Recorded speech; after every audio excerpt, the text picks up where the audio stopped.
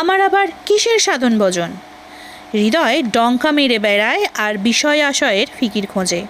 কোথায় একখানা জমি, কোথায় একটা গরু, কোথায় কটা টাকা, পরিবারের জন্য একখানা গয়না, নিজের জন্য একখানা শাল।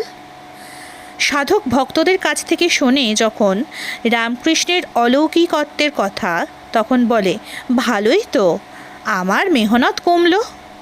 ওই যে কথায় বলে না, মামার হলেই ভাগ্নের হলো, আমারও হয়েছে তাই। ওর হওয়াতেই আমার 16 আনা হয়ে আছে। মহাদেব যখন পার হবেন তখন নন্দী ভৃঙ্গিকেও নিয়ে যাবেন সঙ্গ করে।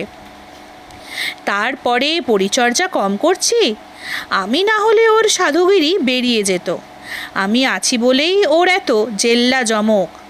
আমাকে কি আর ও ফেলতে পারে? আমি তাই খাই দাই আর তুড়ি মারি।